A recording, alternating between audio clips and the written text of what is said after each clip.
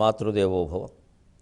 ఆర్ద్రత్వపూర్ణనయనాశ్రయ బాష్పబిందూన్ శీర్షేభిషించయ భవాంతరబంధసింధూన్ దాస్యంతు తే హృదయగమ్య రసార్ద్రభావాన్ మాతృత్వ సంస్కృతచరీ పరిభూతలోకాన్ దాస్యంతో. 60 ఏళ్ల తర్వాత జీవితాన్ని ఎలా తెముల్చుకోవాలో మనకు అవగాహన కావిస్తూ ఉన్న మహాభారత కథాశ్రవణం కోసం ఎదురు చూస్తూ ఉన్న భక్తి టీవీ ప్రేక్షక మహాశయులందరికీ కవి బ్రహ్మ ఉభయ కవి మిత్రుడు తిక్కన సోమయాజి రచించిన ఆంధ్ర మహాభారతం ఆశ్రమవాస పర్వానికి సాగుతున్న సామాజిక వ్యాఖ్యలో 1782వ భాగానికి స్వాగతం పలుకుతున్నాం.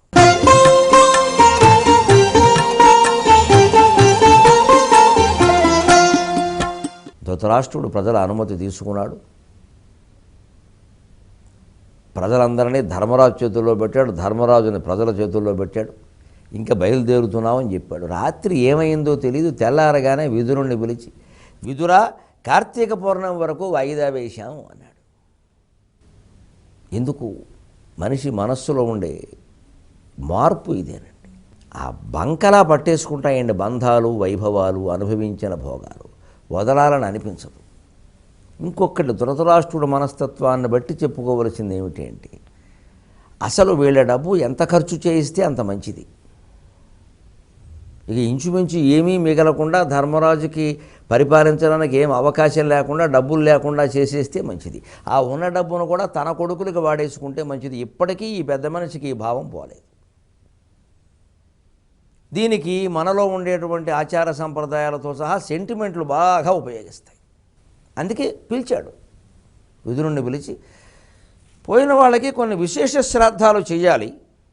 ఇప్పుడు చేసిన శ్రాద్ధం సరిపోలా 21 లక్షల మందికి. ఇక విశేష శ్రాద్ధం చేస్తాడు ఇక్కడ. ఇదండి మనస్తత్వం.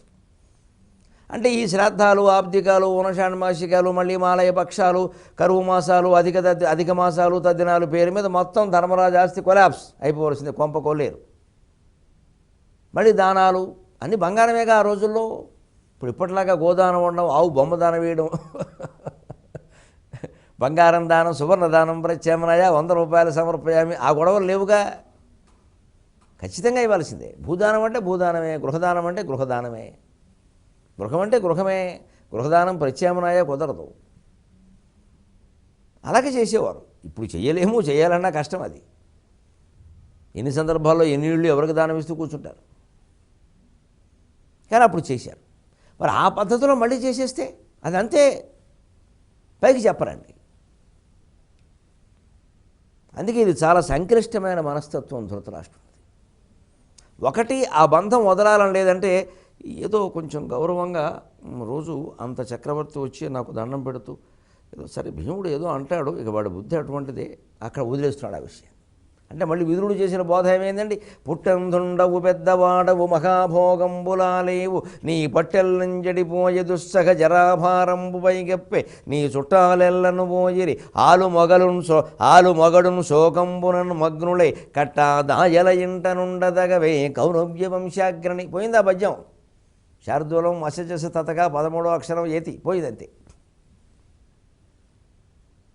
అలా ఉంటాయండి మానవ మనస్తత్వాలు. అందుకే కోటిం త్యక్త్వా హరిం భజేత్ అన్నారు. శతం విహాయ భోక్తవ్యం లక్ష్యం సహస్రం స్నానమాచరేత్ లక్ష్యం విహాయ దాతవ్యం కోటిం త్యక్త్వా హరిం భజేత్. 100 పనులు మానేసాను, ముందు అన్నం తిను. 100 పనులు చేయాలంటే అన్నం తినాలి. సహస్రం స్నానమాచరేత్, 1000 పనులు మానేసాను, ముందు స్నానం చేయమన్నారు. ఎందుకు? మన కోసం కాదు, పక్కవాళ్ళ కోసం, లోక కళ్యాణార్థం. లక్ష్యం విహాయ దాతవ్యం, ఎవరికైనా ఏదైనా దానం ఇస్తామని చెబితే 1,00,000 పనులు మానేసి ఆ దానం ఇచ్చేసి బుద్ధి మారిపోతుంది. ఇగో ఈ మారడం అంటే ఇదే. కోటిం త్యక్త్వా హరిం భజేత్, 1,000,000 పనులు మానేసైనా సరే హరినామస్మరణ చేయమన్నారు. అంత ముఖ్యం అది.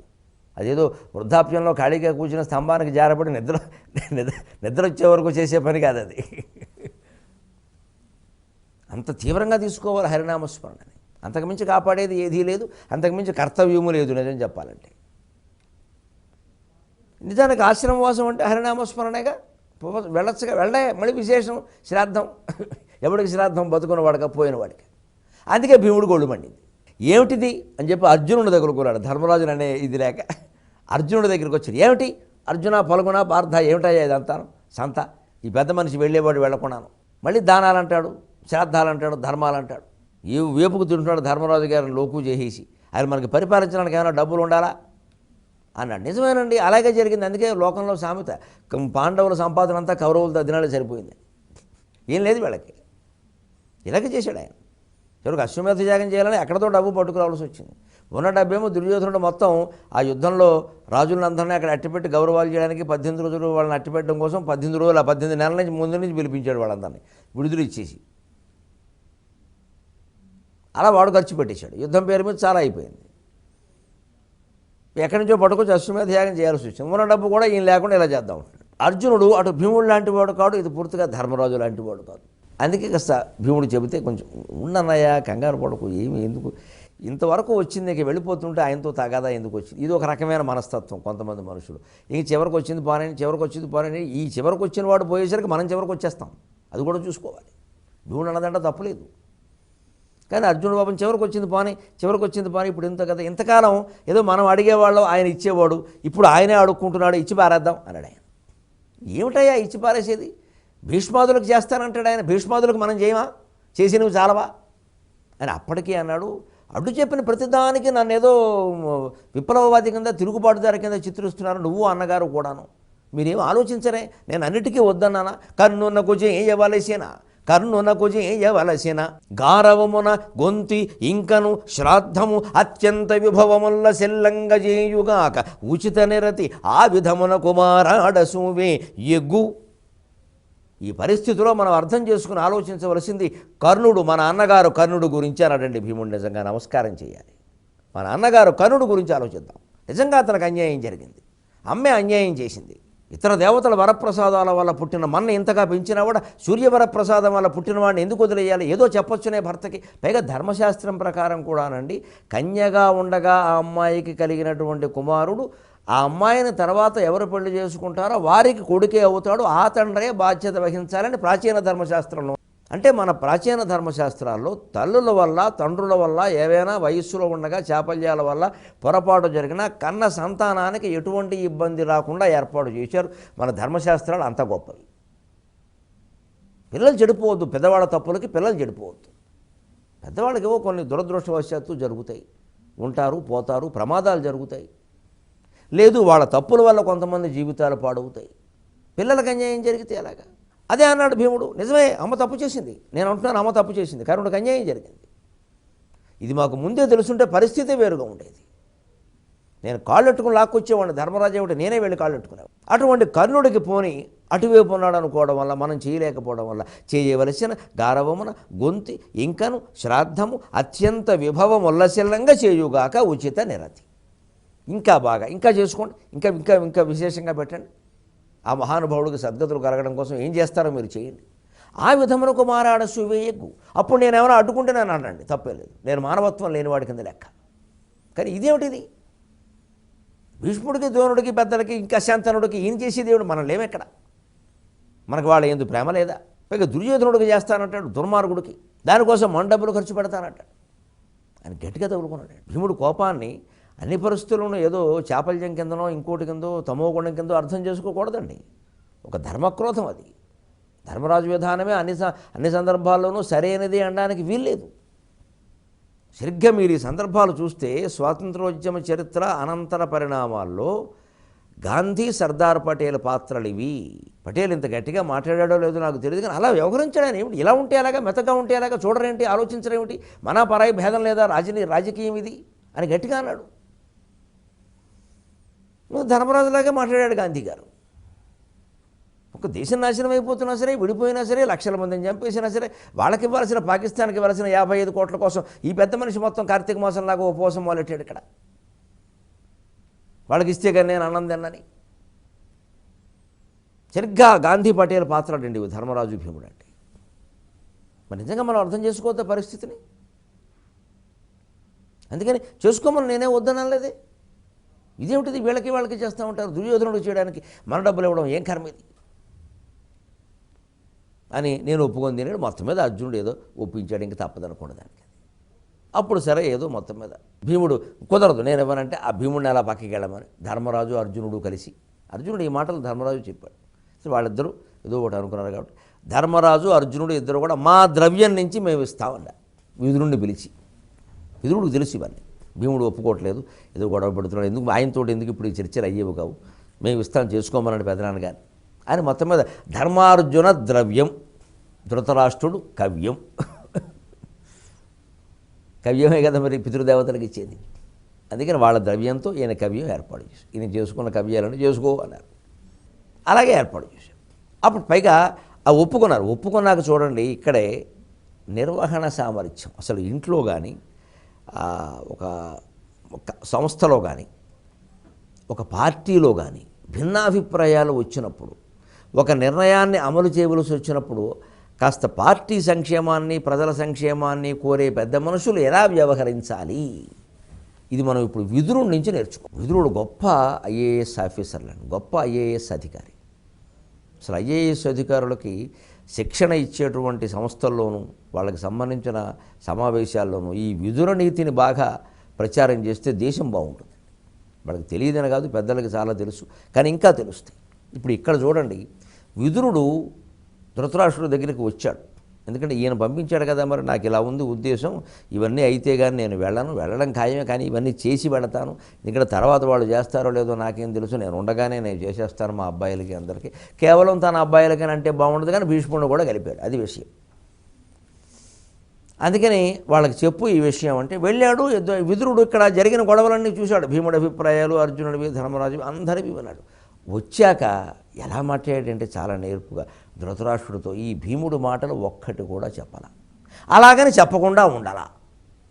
ఎందుకంటే ధృతరాష్ట్రుడికి అనుమానం, భీముడు ఏమన్నాడు అంటాడు, ఉన్నదొన్నట్టు చెబితే కొంపలు అంటుకుంటాయి, చెప్పకపోతే అసత్య దోషం వస్తుంది. ఇటువంటి పరిస్థితుల్లో ఒక ఉద్యోగి అయిన వాడు ఏం చెయ్యాలి, అది నిజంగా భారతం మనకి నేర్పుతుందండి. నిర్వహణ సామర్థ్యం, మేనేజింగ్ ఎబిలిటీ. విదురుడు ధృతరాష్ట్రుడి దగ్గరికి వచ్చి పాండవులు నీ కోసం ప్రాణమే ఇస్తారయ్యా, డబ్బులు ఇవ్వరా అన్నాడు. ముందు వాడు నిజం నాకు తెలుసు ధర్మరాజు ఏదో భీముడు కొంచెం అటు ఇటుగా, భీముడు కూడా మంచివాడు, అందరూ మంచివాడు, ఇంక ఎక్కువ మాట్లాడలేదు, అందరూ సర్దిసి వ్యవహారం. ఇది నేర్పు కావాలి. ఉన్నట్టు పోసుకొచ్చినట్టు నాటకంలో డైలాగుల్లో చెప్పేయకూడదు, ఇక్కడ కొంపలు అంటుకుపోతాయి, వ్యవహారాలు తేడా వచ్చేస్తాయి. కానీ నిజంగా ఐఏఎస్ అధికారులు ఈ రాజకీయ నాయకుల మధ్యలో ఇలాంటి పాటలే పడుతూ ఉంటారు, అనుమానం ఏమీ లేదు అందులో. వాళ్ళు చాలా విషయాలు దాచిపెట్టకపోతే దేశంలో ఎప్పుడో కుంభకోణాలు చాలా బద్దలయ్యేవి, చాలామంది గుండెలు బద్దలయ్యి. వాళ్ళు నిజంగా విజ్ఞతతో ఉంటారండి ఐఏఎస్ వాళ్ళు. ఎందుకు వచ్చింది మనం బయట పెడితే ప్రజలకి అనేక రకాల లోకువైపోతుంది పరిస్థితి, పెట్టకండి ఏదో కానివ్వండి వాళ్ళు ఏడుస్తారు. విదురుడు అలాగే వ్యవహరించి ఈ మాట అన్నాడు. ఈ మాటతో ఆయన సంతోషించాడు. నీకోసం ద్రవ్యం ఇవ్వడం అంటే ప్రాణాలు ఇస్తారయ్యా, ద్రవ్యం ఇవ్వరా అని ధర్మరాజు అన్న మాటలు, అర్జునుడు అన్న మాటలు చెప్పి పదపడి భీము మాటలు ఒక భంగి నిరుంగగా చెప్పి, ఆ ఒక భంగిలో ఉందండి తిక్కనగారి లౌక్యం, నియోగిత్వము, లౌక్యము, రాజనీతి మొత్తం అంతా కూడా ఆ ఒక భంగి అన్న మాటలో. మీరు నమ్మండి నమ్మకపోండి, నేను ఆంధ్ర మహాభారతం పుస్తకంలో ఆ ఒక భంగి పదం చూసి ఈ ఆలోచనలన్నీ వచ్చాక వంగి ఆ ఒక భంగి దగ్గర ఓ ముద్దు పెట్టా. ఏం ప్రయోగం చేసేవయ్యా, యతి స్థానంలో పెట్టి, నిజంగా తిక్కరా నువ్వు చాలా మహాకేవయ్యా. ఆ ఒక భంగి అంటే ఇక మనం అర్థం చెప్పాల్సిందే తప్పితే ఏ తెలుగు ఉపాధ్యాయుడు ప్రతిపదార్థం రాయించలేడు. దాన్ని బిట్వీన్ ది లైన్స్ అంటారు ఇంగ్లీషులో. ఆ బిట్వీన్ ది లైన్స్, ఆ పంక్తుల మధ్యలో పదాల మధ్యలో ఉండే భావాన్ని పట్టుకోగలగాలి. అలతి పదాలతో అనల్పమైన అర్థాన్ని సృష్టించడం అంటే ఇది ఒక భంగి. ఆ ఒక భంగి ఏమిటో తెలియదు ఇంకా. పదపడి భీము మాటలు ఒక భంగి నిరుంగగా చెప్పి, వాడు దుర్మధుడు అవి పాటిగాదు కురురాజమహత్తర పెట్టకుండు నీ హృదయమునందువానినని. వాడు దుర్మధుడు అవి పాటిగాదు కురురాజమహత్తర పెట్టకుండు నీ హృదయమునందువానినని. ఏర్పడ ధర్మజు పార్థువాక్యముల్ విదురుడు చెప్పే. ఏర్పడ ధర్మజు పార్థువాక్యముల్ విదురుడు చెప్పే. సంతసము వెళ్ళి గుణంగా అనేక భంగులన్. అక్కడ ఒక భంగి, ఇక్కడ అనేక భంగులన్. ఆ మహాకవి ప్రయోగం చూడండి. ఈ నిల్లు బంగారంగానే పడదీసి పట్టాడు పంచదార నోట గ్రొక్కకపోదునా అని. ఏం ప్రయోగాలండి ఇవి? ఒక భంగి అక్కడ, ఇక్కడ అనేక భంగులను. ఎప్పుడు మంచి ఉంటే మైకులో చెప్పాలి, చెడు ఉంటే చెవిలో చెప్పాలన్నట్టే ఆ మంచి మాటల్ని 4-5 సార్లు చెబుతాం, మంచి ప్రచారం అవుతుంది. ఎవరిని గురించినా ఒకరి గురించి కొంచెం చెడు చెప్పాల్సిన పరిస్థితి వస్తుంది, అది చెప్పనట్టుగా అలా కమ్మేద్దాం. ఎందుకంటే చెడిపోతుంది వ్యవహారం. మామూలుగా ఏదో సాహిత్యోపన్యాసాలు వాటిలో పర్వాలా, కానీ ఒక వ్యవహారం నడపాలి అనుకున్నప్పుడు కాస్త పోచాయింపుగా మాట్లాడకపోతే ఎలా నడుస్తుందండి? విదురుడు ఇక్కడ వ్యవహారం నడపాలి, ధృతరాష్ట్రుడిని మొత్తం మీద అడవులకు తీసుకెళ్ళాలి. ఇవి ఏవో చేస్తే కానీ ఈయన వెళ్ళాడు. అవి చేయడానికి అందులో కొంతమందికి ఇష్టం, కొంతమందికి ఇష్టం లేదు. అటు ఇటు మాట్లాడకుండా అట్టిపొడిలా ఉంటారు వాళ్ళు, నకుల సహదేవులు. పోనీ ఏదో 5గురిని కూర్చోబెట్టి ఓటింగ్ పెట్టేద్దామన్నా, వాళ్ళు ఎటు మేము ఓటు వేయాలని బయటికి వెళ్ళిపోతారు. ధర్మరాజు ఏమో నేను స్వయంగా రాజును, నేను ఓటింగ్లో పాల్గొంటే బాగుంటుందని వెళ్ళిపోతాడు. భీముడు కాస్త 2 ఓట్లు వేస్తాడు, 1 ఓటు కాదు. అర్జునుడు 1 ఓటు అవుతుంది. ఈయన రిగ్గింగ్ చేసే రకం. అవసరమైతే బ్యాలెట్ పేపర్ పట్టుకుపోతాడు. ఏమిటి మీ వేషాలని? ఇటువంటి పరిస్థితులు అలానే రావాలి. ఇది నీతి. పదపడి భీము మాటలు ఒక భంగి నెరుంగగా చెప్పి, ముందు ధర్మరాజు అన్న అర్జునుడు అన్న మాటలన్నీ చెప్పి, పాండవులు నీ కోసం ప్రాణం ఇస్తారయ్యా, డబ్బులు ఇవ్వడం ఓ పెద్ద లెక్క అని ఆయన చాలా సంతోషించే విధంగా మాట్లాడి, అంత సంతోషంలో ఆయన ఉన్నప్పుడు ఎంతైనా మంచివాడై మన వాళ్ళకి అన్యాయం చేశారు కానీ అంటున్న పరిస్థితులు. సరే భీముడు అన్నయ్య నీకు తెలియందేముంది, ఏదో కొంచెం వాడు దుర్మధుడు, అవి పాటి కాదు. కురురాజ మహత్తర పెట్టకుండు నీ హృదయమునందు వానిని, వాడి నీ సంగతి నీకు తెలియదే ఉంది. అసలు వాడికి ఏదో ఓ రోజున వస్తూ ఉంటుంది అప్పుడప్పుడు, అందులో అమావాస్య దగ్గరికి వస్తుంది పౌర్ణమి, ఏం చేస్తాడు ఏదో కానీ అవన్నీ వదిలేయి మొత్తం చెప్పాడు. అంటే అసత్య దోషం లేదు మళ్ళీ, ఎందుకంటే అడుగుతాడు. ఏదో అన్నాళ్ళే. ఇంక ఇప్పుడు భీముడు మనకు మొదటి నుంచి అనుకూలం కాదు, మళ్ళీ వెంటనే మనం వాడికి ఏమైనా తక్కువ చేసామా? 8 ఏళ్లప్పుడే విషం పెట్టాం కదా అన్నప్రాసన సమయంలో, ఉంటుందిగా మరి. ఆ మాత్రం ఉన్నప్పుడు ఒక భంగి అంటే అర్థం అది. ఇంత వ్యాఖ్యానం అండి, ఓ పావు కూడా చెప్పచ్చు. మొత్తం మీద విషయం చెప్పలేదని అనిపించకుండా అసత్య దోషం రాకుండా చెప్పి, వాడు దుర్మధుడు, అవి పాటి కాదు. కురురాజ మహత్తర పెట్టకుండు నీ హృదయమునందు వానని. కురురాజులలో ఎంత గొప్పవాడివి, పరిపాలనా అనుభవం ఉన్నవాడివి. అదిగో నువ్వే చెప్పావు కదా, శంతనుడికేమో మనవడివి, భీష్ముడికేమో కుమారుడివి, పాండురాజుకేమో అన్నగారివి, నీకు ఇప్పుడు ఈ మాటలు ఎందుకు పనిలేక అని ఏర్పడ ధర్మజు పార్థువాక్యములు విదురుడు చెప్పే సంతసము వెళ్ళి గుణంగా అనేక భంగులు. ధర్మరాజు మాటల్ని అర్జునుడి మాటలను మాత్రం ఎన్నోసార్లు ఎంతో కాస్త పెంచి చెప్పాడు. అంటే ఏమిటి? ఎంతున్నానండి మనిషికి ఆ విమర్శ గుర్తున్నట్టుగా ప్రశంస గుర్తుండదు. మనలో అందరి తత్వం ఇది, మనకందరికీ ఉంది ఇబ్బంది. విమర్శ ఎవరైనా ఎంతమంది, ఒక 90 మంది మనల్ని ప్రశంసించనివ్వండి, ఒకరు ఏదైనా కొంచెం మీరు ఇలా కాదండి ఇలా ఉండాల్సింది అంటే అది పట్టేసుకుంటుందండి మనస్సుకి. ఈ 90 ప్రశంసలు పోయేయండి పక్కకి. విమర్శ అంత దారుణమైంది, పట్టేసుకుంటుంది. అంటే ఎందువల్ల పట్టుకుంటుంది? లోపల మనకి తెలియకుండా మనకుండే అహంకారం ఏమిటంటే, నేను చెప్పేది, నేను చేసేది, నేను తలుచుకునేది, నేను అనుకున్నది ఏదైనా ధర్మమే, దాన్ని అందరూ సమర్థించి తీరాల్సిందే, దాన్ని ఎవడైనా కాదంటే వాడు మూర్ఖుడు, అవునన్నవాడే తెలివైన వాడనే అహంకారం మన అందరిలో ఉంటుంది. ఇది చీమ మొదలుకొని బ్రహ్మదేవుడి వరకు ఉంటుంది. ఎవ్వడికి ఇందులో తేడా లేదు, తక్కువ లేదు. దాని కారణంగానే మనం విమర్శను తట్టుకోలేము. లేకపోతే ఇన్ని ప్రశంసలు 90 ఇచ్చినప్పుడు పోనీ ఆ 10 విమర్శలు ఉంటే నష్టం ఏమిటండి? ప్రమాదమా? ఇది జరిగితే నష్టం ఏమిటి?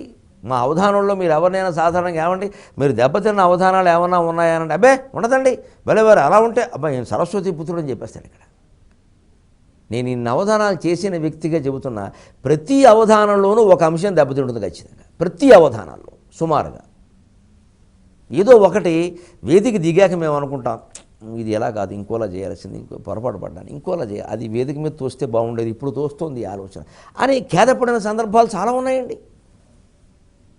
అలా బాగా జరిగినవి బ్రహ్మాండంగా ఉన్నాయి. అందుకని అటువంటిప్పుడు ఏమిటి లెక్క, బాబు నేను చేయగలిగిన విధంగా నేను చేస్తున్నాను, పోనీ 100 మార్కులు వేయదు 90 మార్కులు వేయండి, అదేమన్నా తక్కువ? 100కి 90 మార్కులు వస్తే గొప్ప విషయం కదండి. పోనీ ఒక అంశం దెబ్బతింటాం, తినేయండి, యథాశక్తి చేస్తాం, కుదరకపోతే మానేస్తాం. అవధానం అనేది కష్టసాధ్యమైన ప్రక్రియ, కానీ అసాధ్యాన్ని ఎవరూ సాధ్యం చేయలేరు కదా. కష్టసాధ్యమైంది ప్రేక్షకులకో పాఠకులకో ఇంటి దగ్గర కూర్చుని ఆ పద్యం రాయాలంటే ఆ దత్తపదో సమస్య ఒక 2-3 రోజులు పట్టచ్చు, మేము దాన్ని 2-3 నిమిషాల్లో చెప్పచ్చు. అందుకని అసాధ్యమైన దాన్ని ఎవరూ సాధ్యం చేయలేరండి, సాధ్యం కాదు అది. ఎందుకంత బాధపడాలంటే అహంకారమే, అంతకంటే ఉంది. ఈ అహంకారాన్ని కనుక వదులుకోగలిగితే అన్నింటిలోనూ జయం సాధిస్తామండి. ఎందుకంటే మనం అపజయానికి కూడా సిద్ధంగా ఉన్నప్పుడు జయం మనదే. ఓటమికి సిద్ధంగా ఉంటే గెలుపు ఎప్పుడూ మనదే. అందుకే భారతీయమైన క్రీడల్లో ముఖ్యంగా తెలుగువారి ఆటల్లో గెలవడం ఓడడం అని అనరండి. మన సంస్కృతి చాలా గొప్పది. నాకు కన్నీళ్ళు వస్తాయి తలుచుకుంటే. పండడం అంట. నేను పండాను, నువ్వు ఇంకా పండలేదా అంటారు. పండడం ఏమిటండి అంటే నువ్వు గెలవడం ఓడడం ముఖ్యం కాదు. గెలవడం ద్వారా ఓడడం ద్వారా జీవితంలో పరిపక్వత సాధించాలి. అదండి తెలుగుతనం. పండడం అనే ఒక్క మాట చాలండి. తెలుగు భాష ప్రపంచంలో భాషలు అన్నిటికంటే గొప్పది అనడానికి. వ్యక్తిత్వ వికాసం అంటే ఇంకేమిటండి? పండాల మనిషిలో గెలవడం ఏంటి, ఓడిపోవడం ఏంటి? ఇవాళ ఒక సింధు గారు గెలవచ్చు, ఇంకో 10 మంది బిందువులు ఓడిపోవచ్చు. వాళ్ళందరూ పనికిమాలిన వాళ్ళ? గెలిచిన వాళ్ళే గొప్పవాళ్ళ? వాళ్ళు ఎంత కృషి చేశారు? వాళ్ళు పండాల జీవితంలో ఓటమి ద్వారా ఒక పాఠం నేర్చుకుంటారు. మళ్ళీ అంత స్థాయికి ఎదుగుతారు. రేపు బంగారు పథకమే తీసుకురావచ్చు. ఈ తల్లి వెండి పథకం తీసుకొచ్చింది, ఇంకో తల్లి బంగారు పథకం తీసుకురావచ్చు. తప్పే ఆశ్చర్యం ఉందండి. అలా ప్రోత్సహించాలంటే పండాల జీవితంలో అని చెప్పాలి పిల్లలకి. గెలవడం ఓడిపోవడం గురించి మాట్లాడద్దు. ఓడిపోవడాన్ని అంత తీవ్రంగా తీసుకోవద్దు.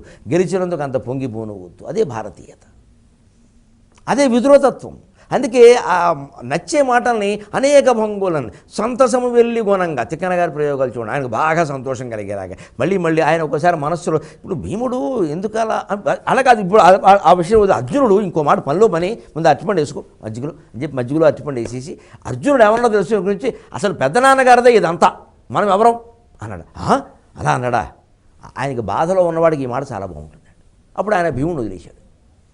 లేకపోతే ముందు రాజ్యం వదలడు కాదు, భీముడు వదలడు. గొడవ పెట్టేసుకుంటాడు. ఇది నెగ్గుకు తట్టుకుంటూ రావాల్సిన విధానం. ఆ రకంగా తీసుకుని ఈ వ్యాఖ్యానాలన్నీ పట్టించుకోవద్దని ముందుకెళ్ళారు. అప్పుడు కుంతి సహా అందరూ కూడా వీడ్కోలు కోసం బయలుదేరారు.